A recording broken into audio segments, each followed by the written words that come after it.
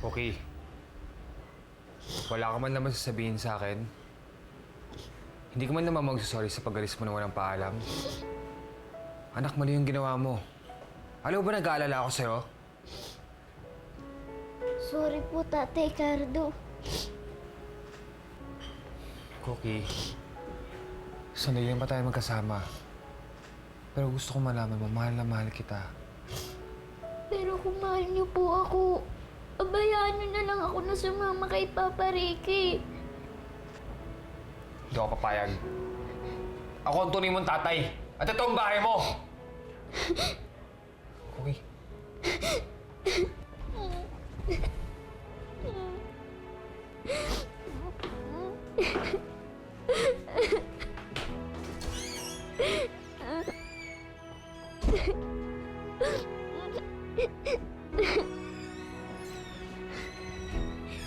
Anthony, bakit ka pumunta dito?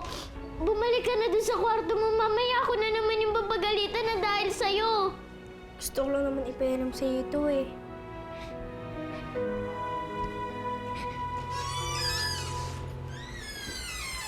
Bakit nasa ito, ha?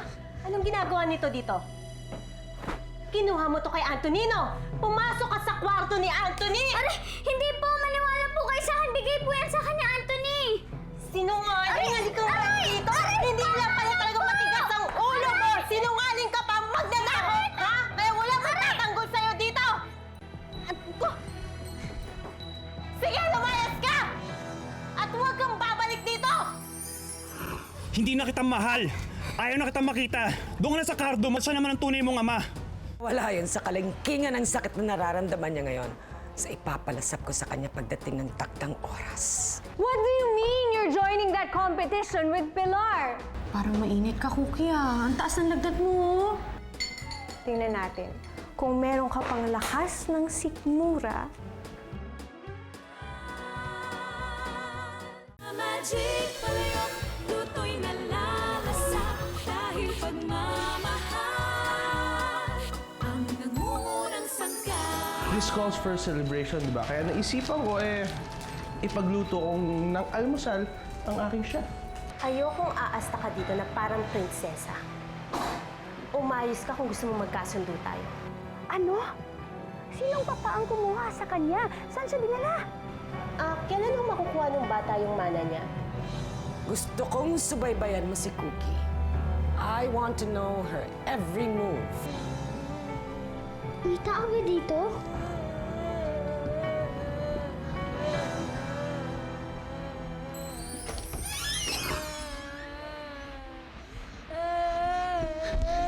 May tao po ba dito? Bakit po kayo umiiyak? Tao po! Anong ginagawa mo dyan, ha? Gabing-gabi na ba't gising ka pa? Patulog na po ako nang may narinig po akong umiiyak dyan sa kabilang kwarto.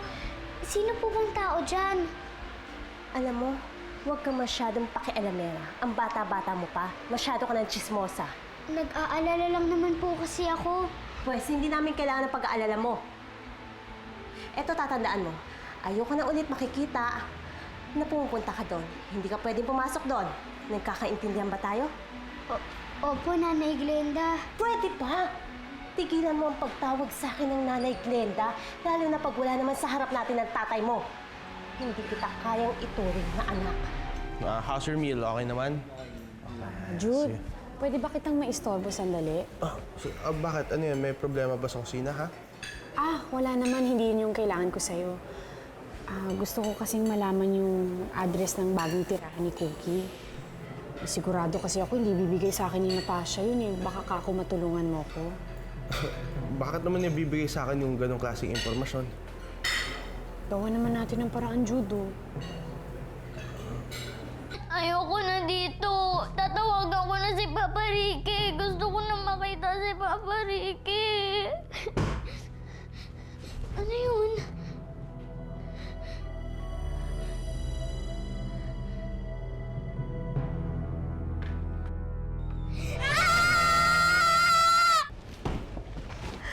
Dude! Look what I found at the trade fair. Look! It's the annual culinary competition kung saan maglalaban-laban ng mga pinakamagagaling na chef sa bansa. Sasali ka sa cooking contest? Well, why not? I mean, come on, right? Ang galing-galing ko na, chef. At saka pag sumali ako sa competition na yon, siguradong panalo na ako. Kaya lang, Jude, meron konting problema. Bakit ka nandyan sa loob ng cabinet? Huwag mo kasi susumbong ka na nanay at tatay. Magagalit sila kapag nalaman nilang pinuntahan kita rito. Teka, ikaw yung bata na nasa kabilang kwarto? At ikaw yung batang umiiyak kagabi? Oo, ako nga. Ako nga pala si Cookie. Ikaw, ano pangalan mo? Anthony. Cookie? Anthony, anong ginagawa mo rito? Di ba sinabi ko sa'yo, huwag kang lalabas ng kwarto mo kahit di ka pa magaling? Gusto ko lang naman po makilala ang bisita natin, Itay. Anthony, hindi natin siya bisita. Kapatid mo siya. Well, the competition is only open to cooking tandems, which means I need a partner. Pero dahil sobrang talino ko, meron ako naisip na solusyon. Ano yun? Ano naman yung naisip mong solusyon na yun, ha? Alam ko. Naisip mo, gusto mo maging partner si Pilar, di ba? Di ba? Pilar? Oh! Why Pilar? Why Pilar? No, it's you. I want you to become my partner. Sasali tayo sa competition. Ano sa palagay mo? I mean, what? Are you up for the challenge? Yeah, sure. It sounds good. Great idea, Natasha. Great idea. You're so perfect. I love.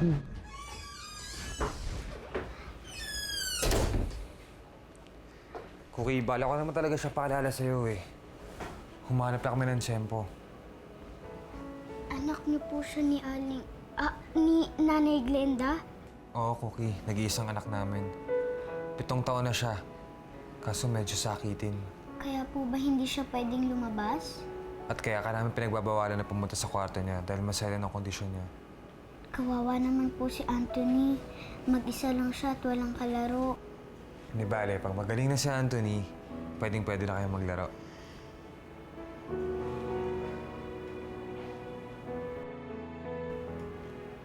Cookie, sino tong nasa litrato? Siya po si Papa Ricky. Kaibigan po ni Mama. Nung una po, akala ko siya na yung tunay kong papa. Kasi po Richard Cruz din ang pangalan niya. Pero po, hindi po pala. Mabait po siya sa akin. Inalagaan niya po ako at tinuring na parang tunay na anak. Kaya lang po, binawi ako ni Auntie Yvonne eh. Bakit kailangan pa tong litratong to? Kasama mo naman ako ah. Ako ang tunay mong tatay, di ba? Huwag po sana kayong magagalit, Itay. Parang tatay ko na rin po kasi si Papa Ricky. Sana po, pumayag po kayo na makita ko siya at makasama. Gusto ko itong maging masaya, anak. Kaya sige, pumapayag ako na puntahan ka niya rito. Thank you po, Itay. Ano yan? Bakit pinapagamit mo cellphone ko? Glenda, pinagamit ko muna sa bata para matawagan niya si Ha? Ricky. At bakit load ko ang gagamitin nyo? Bakit hindi mo palabasin ang anak mo, papuntahin mo dun sa tindahan at dun tumawag siya? Ako na yung cellphone ko. Sandali nga, ano nga rito? Anong problema mo, ha? Simulang dumating ang batang dito, pinag-iinitan mo na. Ba't ka ba ganyan? Perwisyo kasi ang anak mo. Ikahos na nga tayo. Pabigat pa. Kapag nakuha ko ng sorte sa racket ko, makapagamot na natin si Anthony. Kaya pwede ba haba kami yung pasensya mo? Huwag mo kong didiktahan kung anong dapat kong gawin sa sarili kong pamamahay. Ako ang padre de pamilya. Ako ang masusunod. Okay. Pasensya ka na. Ito, gamitin mo na. Tay, pasensya ka na po. Dahil sa akin, nag-aaway kayo ni Nanay Glenda. Hindi anak, wala ka namang kasalanan eh.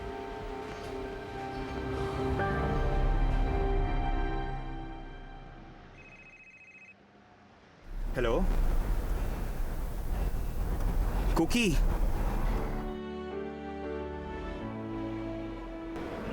Cookie! Papa? Papa? Ikaw na munang bahala sa bisita mo, ha? Bibili ako ng gamot para kay Anthony. Pero babalik din ako agad. Salamat po, tatay. Nice meeting you, pare.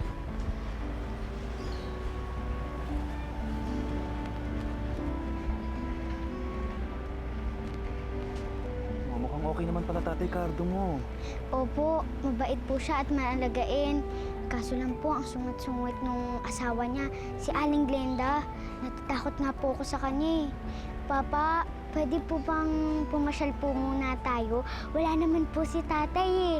Sige na po, baka po kasi sungitan na naman ako ni Aling Glenda. Pero ang problema, hindi tayo makapagpaalam sa tatay Cardo mo.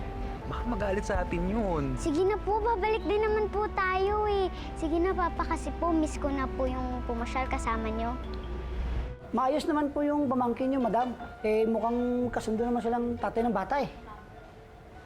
So, ang ibig sabihin, nag-enjoy si Cookie ngayon sa kanyang bagong buhay. Ang buhay mahirap. Interesting. Pero ma'am, may mas interesting po akong news sa inyo. Ano yun? Kasi ma'am, yung dating tatay ni Cookie na si... yung Richard Cross, eh, nakita ko ma'am, dumalaw ma'am eh. Dumalaw doon sa bata. Pumayag ang tatay Cardo ni Cookie? Bakit magkasundo ba sila? Eh, nakita ko doon ma'am, nag-shakean sila ma'am eh. Ang swerte mo naman ngayon, Cookie. Dala-dalawa pang ngayon ang tatay mo. Madam, may papagawa pa ba kayo sa akin? Ipagpatuloy mo lang ang pagmamatsyag kay Cookie. Yes po, While madam. I attend to some business of my very own. Yes po, madam. Alam mo, kanina mo pa tinitingnan yan. Para saan ba yan, Pilar? Isa tong invitation para sa paligsahan ng pagluluto. Labanan ng mga magagaling na chef sa buong Pilipinas. Sasali ka ba sa kompetisyon? Gusto kong sumali para mapatunayan ko naman na may ibubuga ako. Para mapatunayan ko na kaya kong makipagsabayan sa mga magagaling na chef. Bueno, sundin mo ang nais ng iyong puso. Sumali ka sa kompetisyon. Tutulungan kita. Yun nga yung problema pala, Yuk eh. Masarap lang naman ang luto ko dahil sa magic mo. Hindi pa pandaraya na yun kung manalo ko dahil sa magic? Sorry sa iha. Nakikita ko na magaling kang kusinera. May potensyal ka. At alam ko, kapag naturuan kita, hindi mo na kakailanganin pa ang mahika. Mananalo ka sa kompetisyon na yan dahil sa sarili mong kakayanan. Salamat, Palayok. Kaso hindi naman ako makakasali dito dahil wala akong kapartner. Siguro nakalaan talaga tong competition na to para kay Jude at Natasha. Hindi ka na at baka nag-aalala na tatay Cardo mo sa'yo. Papa, ayoko na pong bumalik doon. Sasama na lang po ako sa inyo. Papa, tumakas na po tayo. Ano yung sinasabi mo? Akala ko ba magkasundo kayo ng tatay Cardo mo? Pero Papa, ako po kasi yung nagiging dahilan kung bakit po lagi sila nag-aaway ni Aling Glenda. Kaya po mas mabuti na lang po umalis ako para wala nang gugulo sa kanila. Pero anak, alam mong hindi ganun kadali ang gusto mong mangyari. Pabli nga po, kuya. Pero Papa, di ba? Tumakas naman na tayo noon. Nahuli nga lang tayo ni na Ate Yvonne. Pero anak, iba na ngayon. Hindi ka tulad ng dati, nasa poder ka ng tita mo, wala naman nagmamahal sa'yo. Totoong ama mo si Cardo.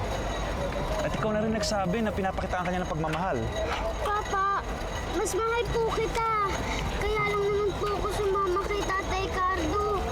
Kasi po gusto ko na makaalis kina Auntie Yvonne at Auntie Natasha para po mas madali na kita makasama. I'm sorry anak, pero hindi kita mapagbibigyan sa gusto mong yan.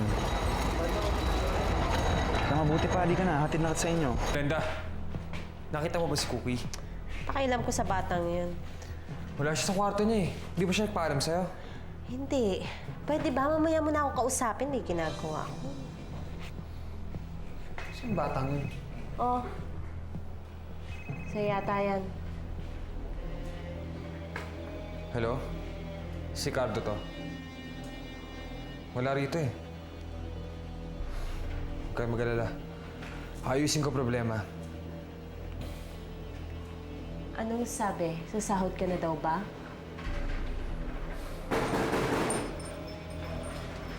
Anong kailangan nyo? Magandang gabi po. Ako po si Pilar, kaibigan ni Cookie. Nandyan po ba siya? Ako ang tatay Cardo niya.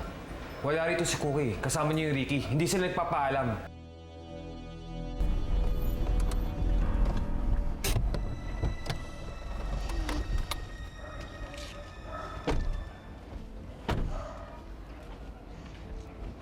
Parang kanino ko pa napapansin na wala kang kibo. Okay ka lang ba? Hindi ko po kasi kayo maintindihan kung bakit ayaw nung sa'yo na lang ako sumama. Ayaw niyo na po ba sa akin? Ayaw niyo na po ba akong maging anak?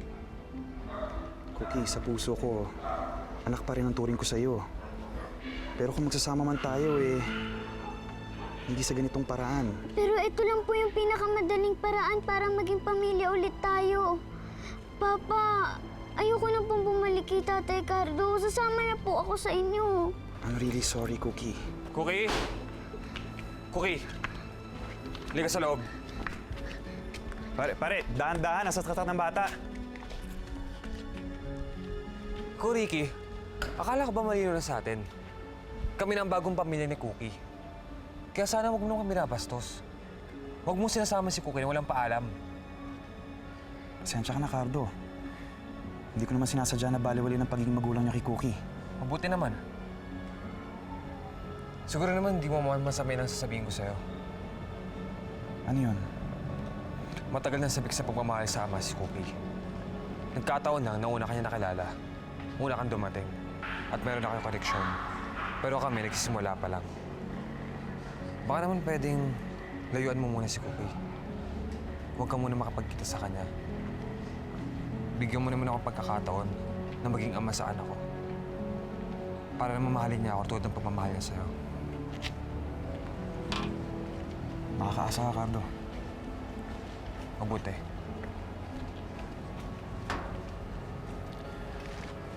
Cookie, naalis na ako, ha?